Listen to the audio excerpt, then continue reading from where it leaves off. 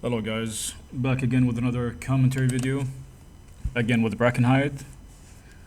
I know I've posted a recent Brackenhide video, but this was a pretty clean run, I would say, so I thought it would be worth posting. So for this week's affix, tyrannical of course, and we have entangling and bursting. I actually made a mistake. I thought I had energized barriers, but I did not. You need energized barriers basically for this week because of the entangling affix. It removes the since energized barrier removes your immobilization and slows and whatever, so it removes the affix as well. So you don't need to blink out. You don't need to game the affix basically. You can see me here. I was checking if I had the affix or not because I used my barrier and it didn't remove the root. So I was a bit confused. So anyways, I continue playing. I considered going out and switching my talent, but I thought it was just not worth it. I just decided to just continue playing the dungeon. So I don't think I'm gonna have a lot of commentary to say. I'm basically gonna let the video run. I might have a few tips here and there because I mostly talked about this dungeon in the last video. Maybe I have some more optimizations here and there I might mention. Otherwise, it might actually not even be a commentary video. I'm not sure exactly how it's going to turn out. Make sure you interrupt these casters if they're isolated from the group.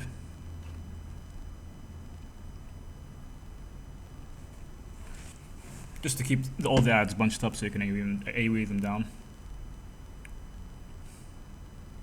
We didn't have a soothe. Actually, we did have a soothe, but yeah, we do have the druid. But anyways, not that important. Again, I just focused the speaker and I interrupt Withering Burst. I think I interrupted. Actually, I did interrupt something else here. I just noticed nobody was interrupting, so I was thinking somebody was going to get the Withering Burst, so I just interrupted the Decaying Surge cast or Decay Surge cast.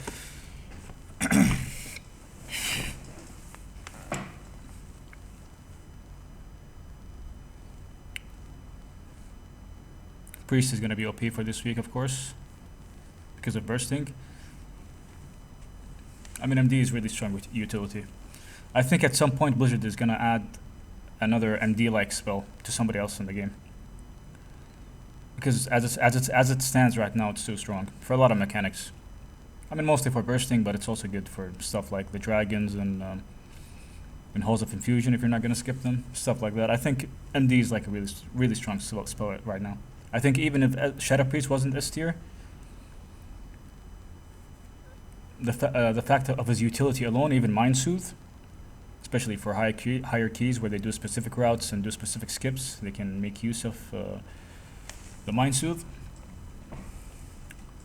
I think the Shadow Priest would still be in a strong spot.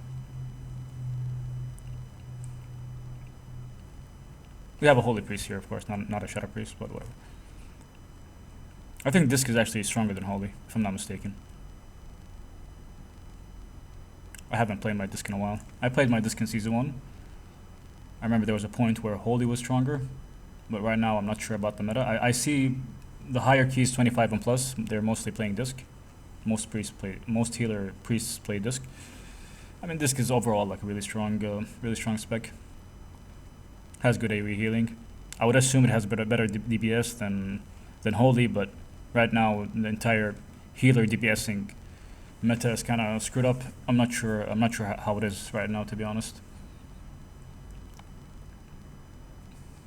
I tried playing Disc again at the start of Season 2 when I came back to the game, but I really disliked the Twilight Equilibrium spec, where you have to do like a shadow spell and then it buffs your holy spell, then you do a holy spell and then it buffs your shadow spell, so you alternate between shadow and holy mostly.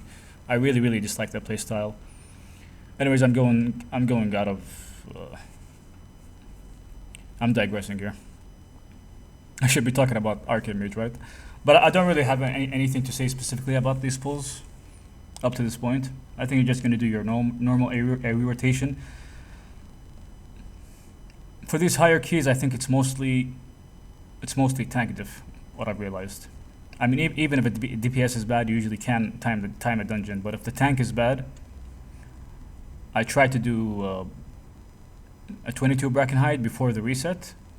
So last week for fortifying, I had this tank. He would do like single pulls. He pulled like the Wilted Oak ad. He would try to kill it solo. I mean, you can't really play this safe in the hierarchies, right? Especially in pugs, because you're just not gonna time the key. I mean, you have limited amount of time. You're probably gonna have some few deaths here and there as well, because it's a pug. So you really need to be risky with your pulls.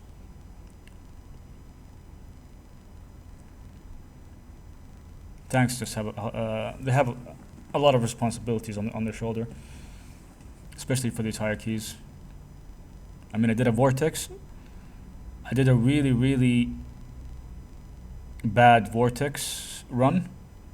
I mean, not bad for me personally, but like the entire run was bad, where we wiped like 2 or 3 times and we kept running back, you know. But we were still able to time the key because the tank was so aggressive with the pulls. So we basically had a lot of leeway with the timer. We had a lot of time to waste basically, because the tank was just so aggressive with the pulls. So even though we wiped a couple of times, I think we wiped like we had like 20 deaths or something. I'm actually not sure, but we had a lot of deaths. But we were still able to time the key at a 22, strictly because the tank was just so aggressive with the pulls. Actually, I think it was 21, not 22. But the tank was just so aggressive with the pulls, we were still able to time it. So if any tank is watching this video, please.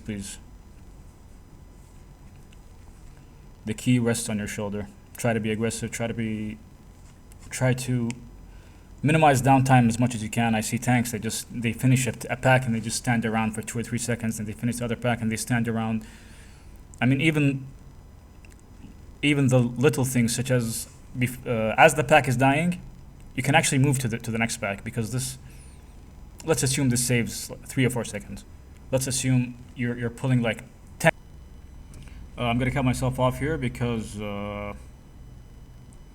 I went out of topic. But anyways, I'm gonna talk about this fight specifically. Don't start your don't Radiant Spark or start your burn instantly. So as I talked in my previous video, you're just gonna alter time as soon as the pull starts, so you can alter back up for the Gash Frenzy.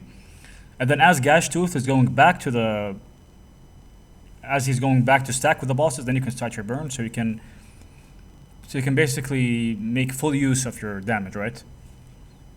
If you're starting your burn on as he's jumping around and he's going here and there, you're gonna, first of all, you're gonna lose a lot of AoE damage because he's just jumping around and isolated. You're not gonna cleave onto the other bosses. And second of all, if you start your Radiant cast, I've had this happen like at least a few times. If you at the start of the pull, you're gonna Evocation, then you're gonna do your Radiant Spark, and then you're gonna do, you know, your Arcane Blast, Nether Tempest. If you're casting Radiant Spark and he happens to do Gash Frenzy and he jumps behind you, it's just gonna cancel the cast, right? And then you have to turn around, and then if you don't actually realize that you've canceled the cast, you're gonna continue.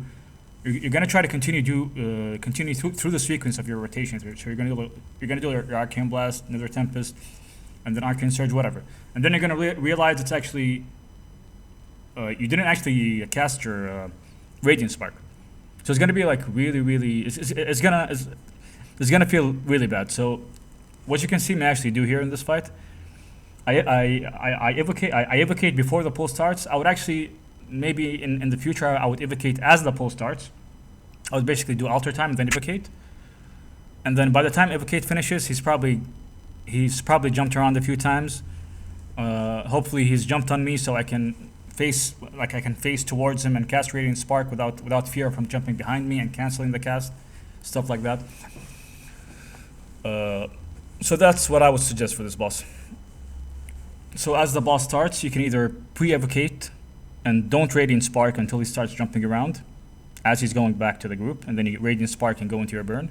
Or you can evocate as soon as the pull starts, but be sure you're alter timing before you evocate, or as the pull, as the boss is pulled, you're basically using alter time, because he's gonna do the Gash Frenzy mechanic instantly.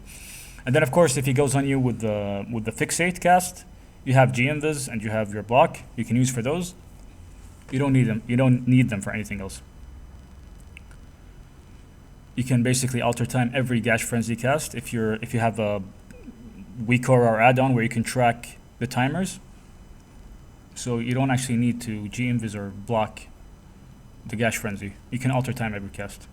And you can save these other defensives for the fixate, basically.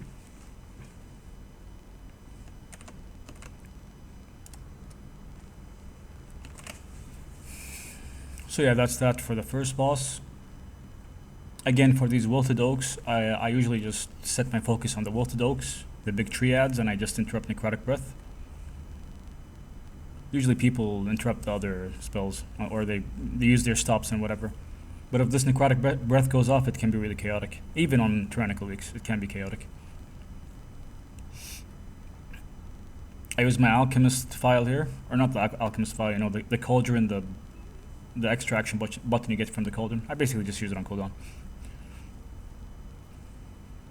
You can save it for when you're actually doing your burn and then you have the haste debuff, you can use it.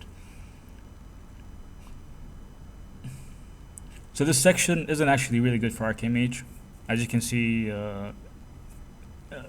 if you play Arcane Mage and you've done Brackenhide and you've been through this section before, you might notice usually you're not the top on the meters, or you shouldn't be compared to some other specs, because you're a bursty spec, right? So you have your damage profile is basically a lot of damage, and then it drops down where you do very mediocre damage with your mini burn, and in between the big and mini burn you basically have you're basically an NPC, right? You do very little damage between these phases, between your big and mini burn. And for this section specifically, you have Lasher adds constantly spawning Lasher adds. So if the Lasher adds are spawning and you're not actually doing your burst, you don't have like a big burn up or whatever, you can't really pad on the Lasher adds. Compared to other specs, I'm not actually sure how Boomkin. I haven't seen the Boomkin rotation, but I'm pretty sure Boomkin just can't. He has like constant throughput damage, basically. Same with specs like Subrogue, same with Shadow Priest. They can basically Shadow Crash every, I think 30 seconds they have Shadow Crash. And Mind Spike and stuff like that. I'm not actually sure of their rotations, but I'm pretty sure that they don't have a bursty damage profile like an Arcane Mage does. So don't really be hard on yourself if you're not top on the meters on this dungeon specifically. It's not a really good Arcane Mage dungeon. Even for the bosses, like for the first boss, you can cleave on the other two bosses, but Frost would probably be better. I think Frost would actually do more damage on the first boss. You're pretty good for the last. Like I would say, even for the last boss, it's very hard for you to funnel on the totems that spawn. Mostly, I think I even mentioned this on my last video. Mostly, you're just gonna do your big burn on the boss. Except if you don't have a burn up and you have like a solo Ring of Power down, you can focus down the totem. Excuse me. But especially now after the nerfs, after the totem got nerfed and its cast time is now 7 seconds instead of 5 seconds, you have a bit of extra time to kill the totem, and it usually works out. Especially if you have somebody with Beacon of the Beyond trinket. I mean, that shit is really good for the totem specifically. So here it gets a bit messy. You can see sometimes there's like lads spawning at the end of the pull and they chain pull, and you don't really have a burn up. You can't really do damage. Most of the time you're just gonna do like your conserve rotation. You're gonna burn and then mostly you're gonna conserve for. You might even not have time to do a mini burn because the pack is dying and they're low HP, so it's not even worth it to do a mini burn. Probably save your cooldowns and wait for your next big burn. So this section is really weird for Arcane Mage. But that's how the spec works. I mean, we have advantages and disadvantages, right? I wouldn't say Arcane Mage it's a bad spec. It might like yes, if you go on the if you check the tier list and whatnot, you're gonna see Arcane Mage. They're gonna be really low on the tier list for range DPS and for DPS in general. It's gonna be low on the tier list. I think it's just weird to play Arcane Mage. I mean, Arcane Mage requires a certain environment. I think it's the same with the Fire Mage. I haven't played Fire Mage since Shadowlands, but I would assume it's the same play style where you're like combusting, and you between combust you're just trying to reset their combust. I think they even play SKB and Pyroclasm now, so you have like short combust windows between your actual combust. So these bursty specs are really dependent on the tank route. I remember back in BFA we used to pull specifically to the combustion of our mage. So we did like small pulls if our fire mage didn't have combustion. I mean, this is back in BFA. I don't think people do this kind of thing nowadays.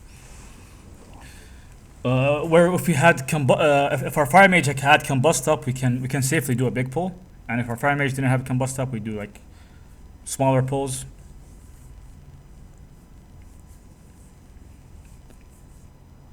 This is basically how Arcane works. I mean, it's really dependent on the tank route.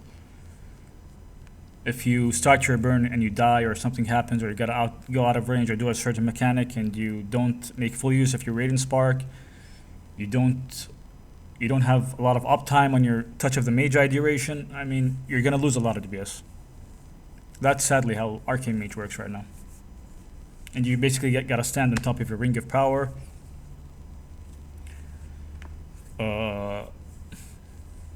So yeah, I would say this spec is pretty hard to play in pugs especially, and in general it's like a pretty complex spec. Just the way the spells work, and you have a lot of utility you can make use of. I think the skill ceiling is really high for Arcane Mage, but it's fun, right? It's really fun. If you become competent and you can kind of compete with the quote-unquote higher tier DPS, it can be really fun and rewarding. And I think anybody who plays Arcane Mage plays it for that reason, because it's a really rewarding spec when you play it properly. And of course, when you have all your when you have your big burn up and you use BL and stuff like that, it can also be really satisfying. You're gonna do a lot of damage. You have stops, you have your blast wave, you have your DB, you have your Ring of Frost, you have a lot of utility, you have your move curse, you have one, if not the most overpowered defensive spell in the game, Alter Time. It's a really strong spell. Really strong defensive. I mean, you can mitigate a lot of mechanics just using Alter Time. Whereas other specs might need to pop like a 2-3 minute defensive, you can just Alter Time it, right? It's good for movement as well because it resets the cooldown on your blink. So I'm gonna say you'll notice I haven't been talking too much about the dungeon because there's a lot of tips I gave about this dungeon specifically in my last video, but I'm gonna say it again for this boss, Treemouth, especially on Tyrannical weeks. Just focus the boss, guys. Do not pad on the adds because it's useless. The adds die too fast to be worth even padding, and it's just better overall. Excuse me. It's just better overall to just focus on the boss. Just single target on the boss. If you want to do something with that, stop the casts. You can just DB the casts. Again, I'm still actually not sure what the casts do, but I usually just stop them if they're clumped up and they're all casting. They usually just cast at the same time. Basically, that's how they're programmed, I believe. So as soon as you see all of them cast, if you're close to melee range, which you should be, just route a DB and stop their cast. But don't actually try to interact with them or DPS them down with Barrage and Arcane Orb, whatever. Just ignore them. They're gonna die just purely through the cleave of the other DPS or the cleave of your Touch of the Magi with Arcane Echo and stuff like that. So just full focus on the boss, especially on Tyrannical weeks. It's gonna kill the boss faster. It's basically gonna help you time the key. Padding on these adds is not required. For this mob, you just stay at range, even if he casts the mob just now that we killed. I apologize for not mentioning that. You just stay at range, and even if he casts Sync Breath on you, you're basically gonna outrange it, and it's not gonna hit you. So don't try to game it with I used to game it with greater invis and stuff like that, but just stand at range. You can see me and the druid and the priest. We just stood at range, and we basically outrange every cast. I think the priest got hit with like a couple casts. He wasn't really at max range, but just stand at max range. Not really max, but just stand at range as far as you can. and the Stink Breath won't hit you. So I think it's pretty normal to pull these to pull the bear and the two birds with the boss here. So for this boss, you can start your AoE rotation in the beginning because we pulled the pack with the boss, right? So you can just start your AoE rotation just to kill everything off, and then you can go back into your single target rotation. Even as the hyenas are spawning, I usually just stick to my single target. I don't actually try to AoE the hyenas. Because again, this is the same scenario with Treemouth. I mean, these hyenas are gonna die to cleave damage, basically. The other DPS are gonna kill them. The Moonkin is just gonna throw a dot on them. The Priest is gonna just dot them as well, and they're basically gonna die by themselves. You don't really need to try to barrage an Arcane Orb and barrage, or you're definitely, it's definitely not worth to do your like AoE rotation. Maybe in scenarios, I'm not sure, like specific scenarios where you have like 4 hyenas up with the boss and they're all stacked in the boss. Maybe it's worth to do your AoE rotation in that scenario, but usually there's like only 2 hyenas up. You can see they just die from random cleave damage. And stand by the traps, just in case you get fixated. You have a trap close by you can use.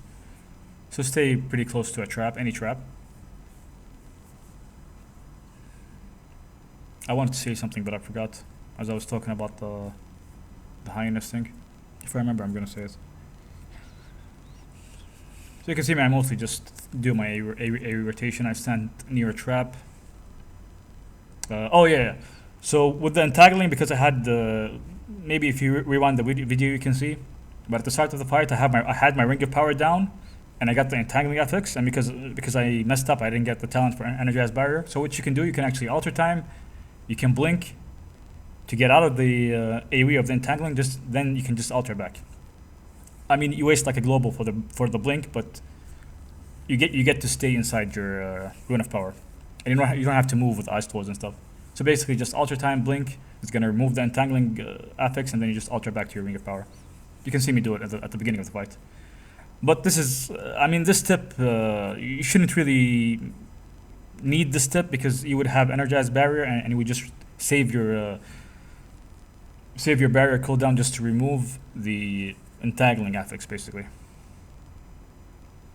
Here I have BL up, but I don't think I actually used my personal BL. I think I saved my BL here until last boss because I didn't have a big burn here. Like now I do.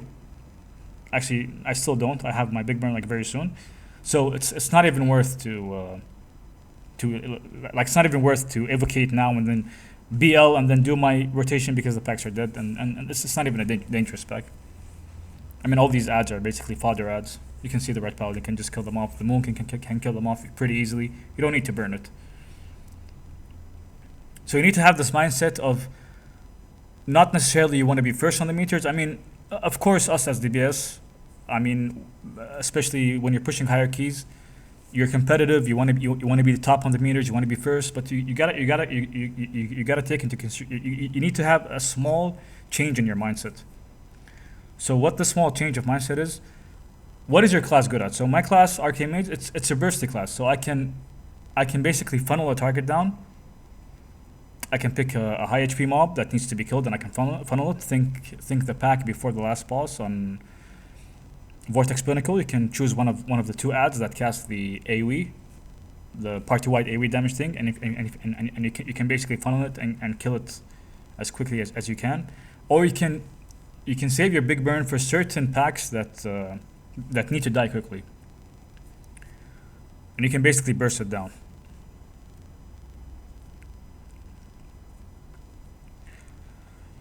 And you're not gonna out DPS. I mean, this is something as Arcane Mage and as other specs, you're not gonna out DPS the top specs right now. I'm like, it would be if you ever see an Arcane Mage out DPS a balanced Druid or a Shadow Priest in Brackenhide, it's basically a skill issue it's either a skill issue or a huge item level difference or something like that. You shouldn't really be able to out DPS these classes, these specs. I mean, especially on this dungeon, Brackenhide. You can see even sometimes you're lower on DPS, but if you check the Warcraft logs, you have a higher parse. Just because, I mean, their class naturally does more.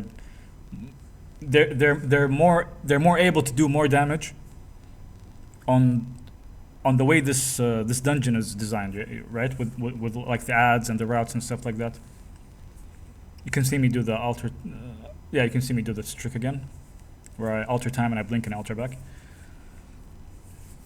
So try to have a bit of a small change in your mindset, especially when you're playing Arcane Mage or when you're playing any DPS in general.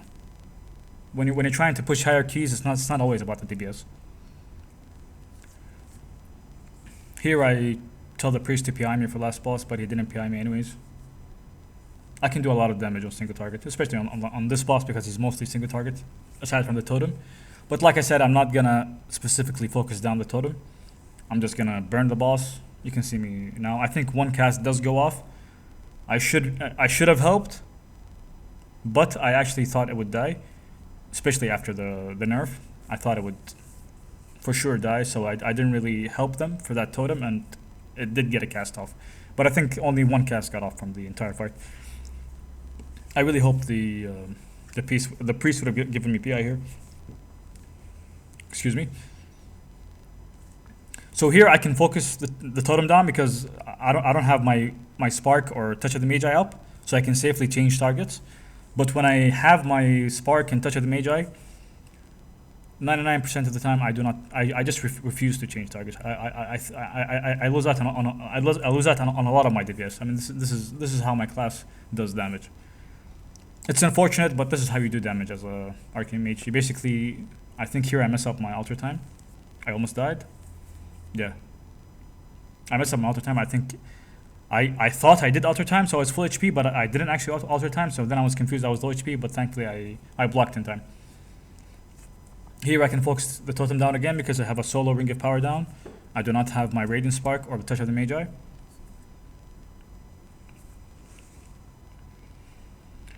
So if you actually get the debuff,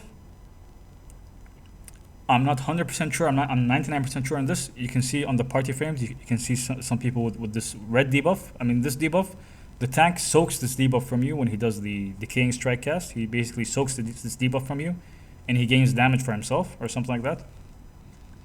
So if you have a stack of this debuff, you can. I wouldn't recommend just blocking it randomly. I would block it as soon as he casts the Decaying Strength. So I think I blocked at improper timing. So if you have a stack of the debuff and then he casts the other Decaying Strength, where he's gonna get like another stack basically, or he's gonna soak the cast from you, you can block both so he doesn't take the stack from you, and both so you don't take damage from the spell itself. Just block at the end of his cast for the Decaying Strength cast. WBL here. And this is basically GG's, right? We have a lot of time. I mess up here with my alter time. I almost get entangled.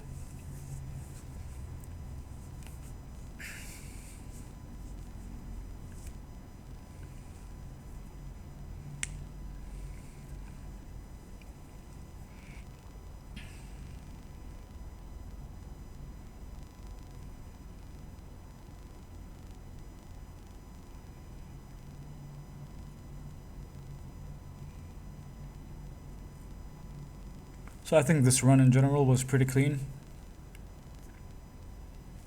Again, Arcane Mage is highly dependent on knowing the tank routes. So, I mean, there's always room for improvement. But I think I played this dungeon really well. To the best of my abilities, at least. I thought it was a clean run. We had 4 deaths. Overall, a pretty clean run. Especially after the nerfs. I think before 2 weeks, before the nerfs of the totem, it might have been a bit more difficult. But after the nerf, I think it's pretty doable and pretty clean. So, anyways, thanks guys. Thanks for tuning in.